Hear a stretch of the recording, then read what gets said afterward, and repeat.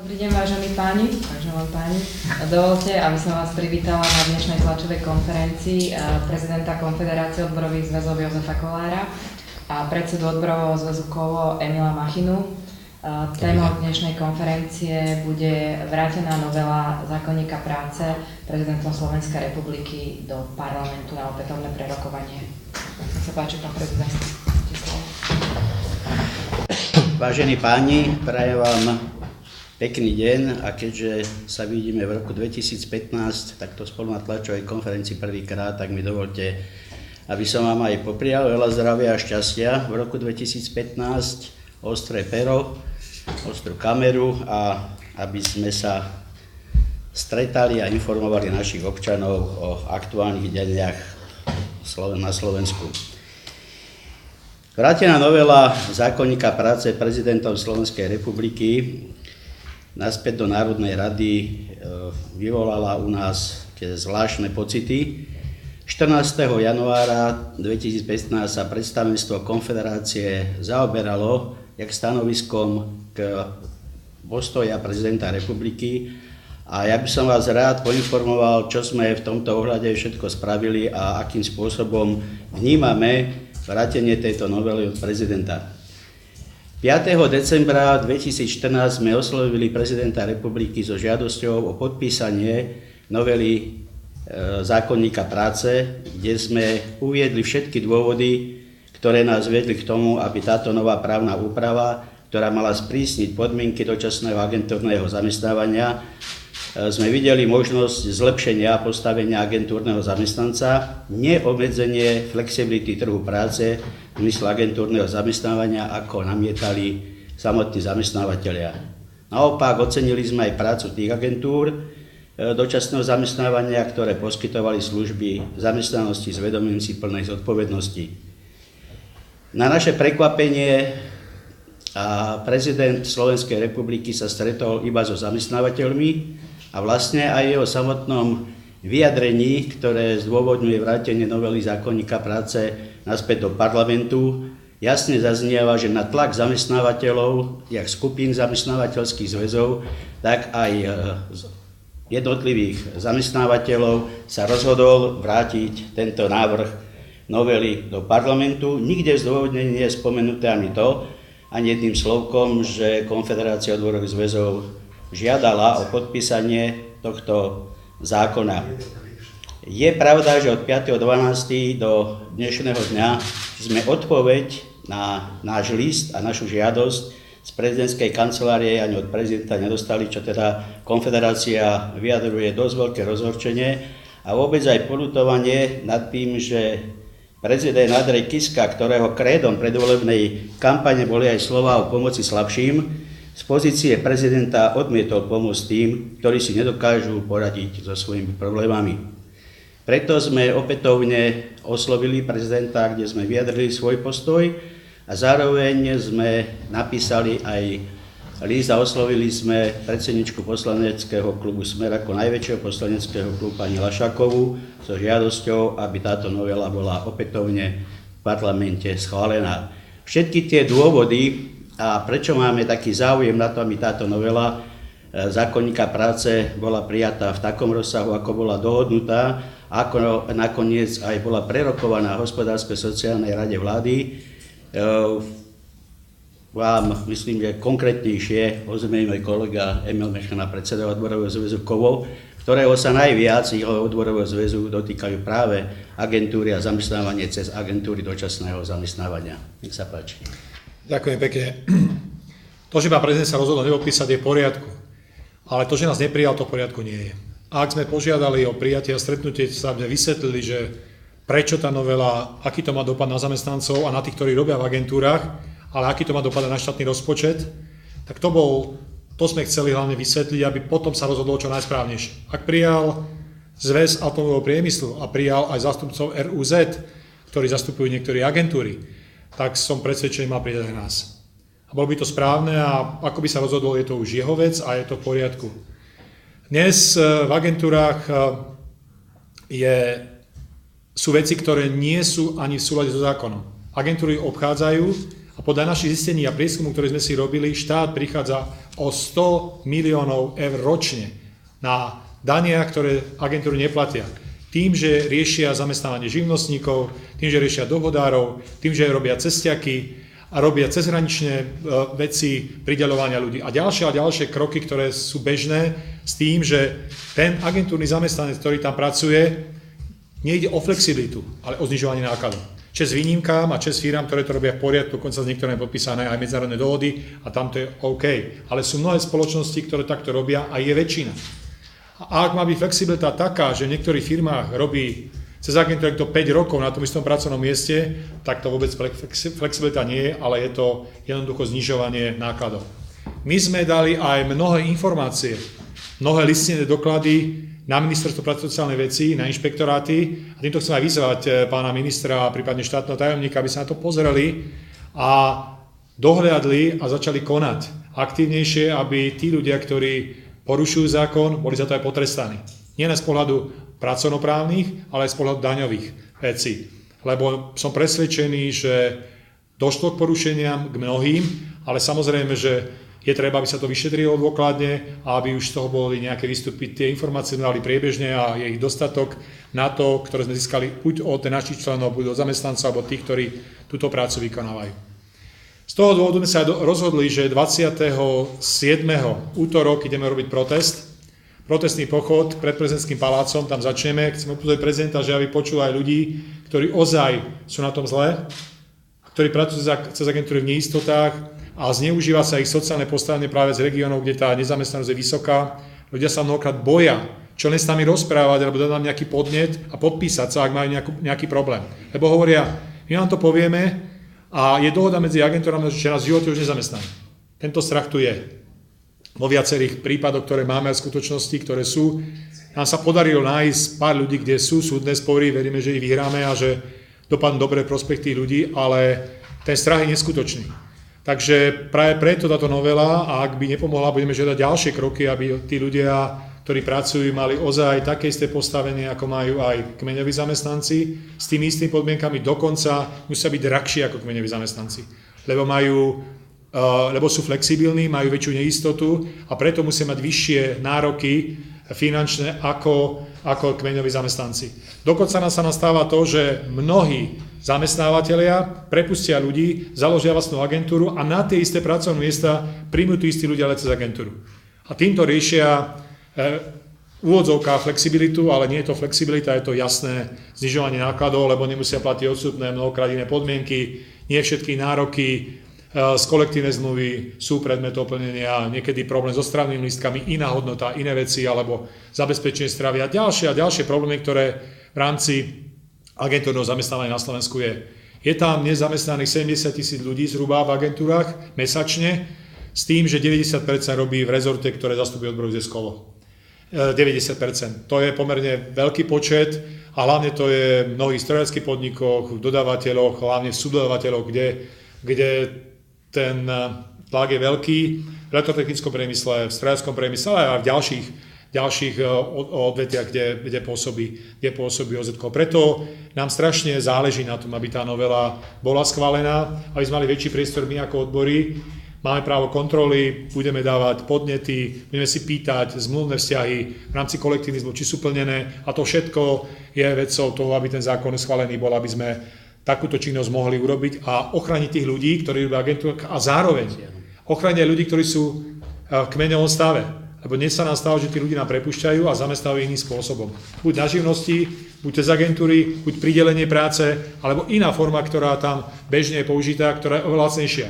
Lebo ak niekto prideli prácu, tak je to iná firma napriek tomu, že spĺňa charakter závislej práce, ale už podmienky môžu byť úplne iné. Môže tam byť minimálna mzda, nemusia byť tie podmienky ako v tom kmeni a toto všetko prakticky znižuje nielen príjem tých ľudí, ktorí tam pracujú, ale hlavne aj príjem do štátneho rozpočtu z odvodov, daní a všetky tie veci, ktoré súvisia s príjmami štátneho rozpočtu.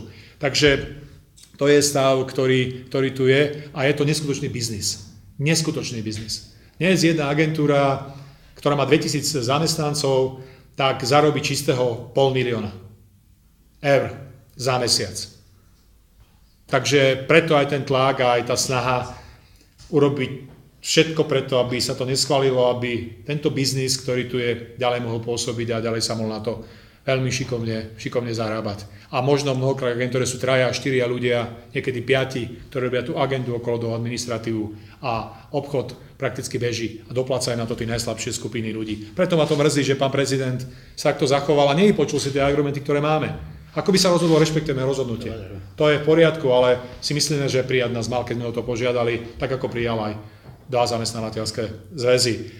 My teda ideme robiť tento protest pred prezidentským palácom, ktorý začne o 15. Bude pokračovať pochodom smerom cez palisady pred parlament, kde chceme vyzvať poslancov, aby na schôdzi, ktorá začína 27. respektíve v ďalších dňoch, neviem, kedy to príde na program, aby sa týmto vráteným zákonom zaoberali a aby ho schválili v takom znení, ako bol navrhnutý, lebo pomôže tým ľuďom, ktorých zastupujeme.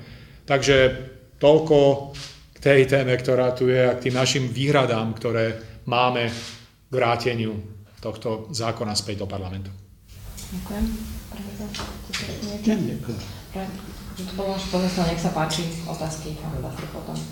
Agentúra Slovenskej republiky, tak chcem sa spýtať presne, ten protest to bude organizovať odborový zväzkov. Áno. A ešte, ak by sa dalo, mohli ste nejakým spôsobom približiť tie praktiky, ako tie agentúry teda fungujú, ako sa tam platia odvody, alebo ako tie zmluvné vzťahy fungujú? Tí agentúry mnohokrát sú vysielaní ľudia, napríklad agentúra sídli v Košiciach a pracuje v Skalici, kde sú zo Skalice, ale každý deň cestujú na papieri z Košic do Skalice a majú cestovné náhrady. Cestovné náhrady sa neplatia ani dane, ani odvody, čiže ten zamestnanec je automaticky lacnejší. Plus ďalšie, čo som spomínal, sú prideľovaní ako pridelenie služby a služba je obchodný vzťah, čiže jedna spoločnosť, obchodný vzťah, druhá spoločnosť a ide sa takýmto spôsobom a tým pádom tie podmienky pre tých zamestnancov, ktorí sú pridelené ako služba, sú oveľa nižšie, ako sú kmeňoví zamestnanci. Ďalej, agentúry dnes sprostredkovajú aj ľudí, ktorí sú na dohody. Dohody veľmi ťažko v mnohých prípadoch viete dokázať, či ten zamestnanec robí 3 hodiny, 5 alebo 7. Keď príde inšpektor práce, tak hovorí, áno, teraz nastúpil, tá evidencia sa robí priebežne alebo nejakým spôsobom, väčšinou mnohokrát aj vedia, že kontrola príde v odzovkách a povedia, áno, teraz pracuje a odchádza preč. Či ľudia majú strach, boja sa týchto veciach hovoriť, nám to mnohokrát povedia, ale málo kedy nám sú ochotní podpísať, že chcú ísť do sporu a určite by ten spor vyhrali. Len pravdepodobne by už agentúra alebo aj ďalšie nezamestnali, keby sa takýmto spôsobom sťažovali. To máme ako na dennom poriadku. Toto sú také závažné veci, obchádzania toho je. Menia zmluvy, majú zmluvu na mesiac, pri výplate zmenia ďalšiu zmluvu a príde ďalšia zmluva. Zmluvné podmienky iné sú u zamestnávateľov, ktorí takýmto spôsobom to riešia. Hovorím, nie všetky agentúry. Aby som zase nedával všetky do jedného vreci, aby to bolo jasne povedané, že sú agentúry, ktoré sa snažia to robiť tak, ako sa to robiť má, aj firmy, ktoré sa snažia robiť, ako to robiť majú. S ktorými máme podpísané medzinárodné dohody, že budú rešpektovať všetky práva, ktoré vychádzajú nielen z pozície nášho, ale aj z európskeho, alebo tých dohodách, ktoré sa dohodli, že agentúrny zamestnanec je rovnaký s právami a povinnostiami ako kmeňový zamestnanec, okrem tej flexibility, ktorá tam je. Ale to je ozaj v malom percente ako tí, čo tie veci porušujú. Stáva sa aj to, že vlastne sú dve pracovné zmluvy, jedna je pre daňové účely, jedna je pre zamestnávateľa, kde kráti sa aj doba, ktorú ten zamestnanec odpracoval, oproti zmluve, ktorá je treba zo zamestnávateľa, vieme o prípadoch, kde by nebolo vyplatených 62 hodín, ktoré zamestnávateľ odviedol agentúre, zaplatil za tú dobu agentúra tieto peniaze. Vlastne dá sa to povedať jednoduchým slovom, že okradla toho zamestnanca, ktorý vás od nevyplatených 62 hodín. Aj tento prípad bol predložený na ministerstvo. Aj časť vecí sa zaplatí, nie je celá suma, ktorú by zaplatila. A to je benefit pre agentúru automaticky. V zásade voči tej agentúre sú tí zamestnanci stále v pracovnom pomere? Oni sú v pracovnom pomere, ale je tam jedna dôležitá vec, to som zabudol ešte povedať, že dnes majú zmluvy na 90% zatvorené tak, že je pridelený počas výkonu funkcie toho zamestnávateľa ďalšieho. Čiže on podpíše pracovnú zmluvu s agentúrou, ale ten pracovný pomer je podmienený tým, že dokedy trvá pracovné zaradenie u toho prideleného zamestnanca. Čo si myslím, že je v rozpore so zákonom. Teraz sa to už upresnilo v zákonníku práce, že takto to nemôže byť. Lebo viete, on príde do práce, mnohokrát sa nastáva, ten pridelený zamestnanec ráno ide autobusom, to sa nastalo v viacerých prípadoch, ráno mu povedia, ďakujeme pekne, dnes pre vás prácu nemáme, A v tom momentálne dostal výpoveď a končí v agentúre. Agentúra nemá s tým žiadny náklad. A on nemá na zaplatenie toho lístka mnohokrát, lebo niekde cestujú ďalej 5, 6, 7 eur, ktoré zaplatí, ale už ten deň mu nedá nikto nič. A potom povie, keď vás budeme potrebovať, vrátime sa vám naspäť. To je presne ako za Bývalej republiky. Prišlo 50 ľudí pred fabriku, teba, ďalší, ďakujem pekne, pre vás prácu nemáme. Toto nemôže fungovať v 21. storočí, keď dnes sa pripravuje aj európska smernica, ktorá od roku 2016 zakáže práve takéto formy zamestnávania s takouto neistotou a s takomto prostredí. Keď sme v Rakúsku pracuje oveľa viac ľudí v agentúre ako na Slovensku, je to okolo 10%, ale úplne za iných podmienok. Majú kolektívne zmluvy, tí ľudia sa rekvalifikujú a keď stratí zamestnanie, je presun na inú prácu, alebo agentúra ho rekvalifikuje na nejakú ďalšiu prácu, ale tie náklady znáša ona. A preto tí zamestnanci sú o 20-30% drahší ako kmeňoví zamestnanci. A to musí byť, lebo ak chceme flexibilitu, nemôže byť lacnejšia ako to, čo má kmeňový zamestnanec. To je jasná vec, že ide len o znižovanie nákladov. A pritom u nás mzdové náklady k celkovým nákladom v priemysle tvoria medzi 11 až 15%. Je to oveľa menej ako iné náklady, ktoré tam sú. Napriek tomu sa to ešte na tom veľmi dobre zahrá. Mnohokrát sa aj spolupráci s personalistami a mnohokrát sa spolupráci aj s agentúrami. Spokojní sú všetci. Ďakujem. RTVS, nech sa páči. Dobrý deň, pani Marináček, RTVS, Slovenská televízia. Mám dve otázky. Tá prvá je teda, že hovorili ste, že ste komunikovali s pani Lašakovou, predsedničkou poslaneckého klubu Smeru. Teda, čo vám povedala, bude dosť hlasu na pravú minutu?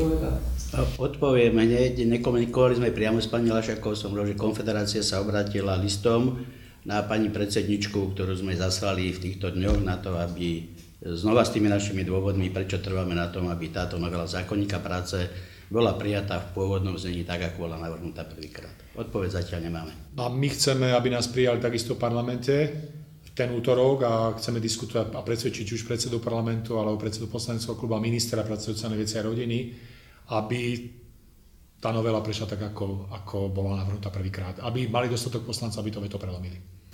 Preso len schválili to poslanci Smeru, ale tá prax býva taká, že aj keď to prezident vráti, tak to jeho veto sa zvyčajne prelomí.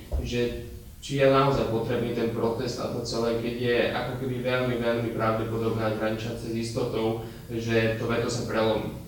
Je potrebný protest preto, aby sme upozornili v prvej rade pána prezidenta, že je treba, aby komunikoval so všetkými sociálnymi partnermi, so všetkými skupinami, ktoré tu sú. Aby nemal len zamestnávateľov, ale aby počúval ľudí, lebo zastupuje všetkých.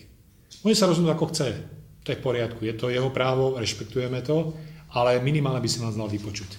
A to neurobil, napriek tomu, že sme ho žiadali. Takže to nie je tak ani o tej obsahovej stránke, aby sa to schválilo, ale aby ste upozornili na to, že prezident... Aj o jedno, aj o druhé, a hlavne chceme upozorniť na to, že čo sa v agentúrach deje. Chceme upozorniť na to, pozvali sme tam ľudí z agentúr na ten protest. Väčšina ľudí tam bude z agentúr. Chceli sme pozvať, aby sa vy mohli pýtať tých ľudí, aké majú podmienky, ako sa s ním narába, aby to bolo počuť. Takáto situácia tu je, lebo spochybňuje to opozícia, spochybňujú to zamestnávateľia, aj pán prezident. A si myslím, že je na to upozorniť treba verejnosť.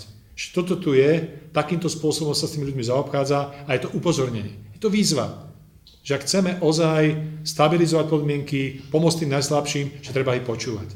Minimálne. Môžem, ten protest bude akom mohutný, koľko asi tak tam bude? My rátame zhruba 300 účastníkov, budú to ľudia z celoslovenska zastúpení, najviac samozrejme, ale z tohto regiónu, lebo nechceme voziť ľudí z Košíc, Prešova, keď budú, ale nie v takom počte. A rátali sme tak, že zhruba tých 300 ľudí a vybrali sme také vzorky firiem a hlavne chceme, aby tam prišli ľudia z agentúr. Aby tam boli tí, ktorí sa to priamo týka. Z tých firiem, kde tie agentúry robia, takže tí sme pozvali, aby tam boli a funkcionári samozrejme, ktorí zastupujú, aby to takýmto spôsobom prezentovali. A to výzva tomu prezidentovi teda hlavne o tom, aby vás na budúce prijal, alebo teda vyčítka, čo vás neprijal, to je to hlavné, ako som pochopil. Má právo nepodpísať. Hlavné je to, aby sme upozorili verejnosť, že takéto pracovné pomery sú tu a takto sa s tými ľuďmi zaobchádza.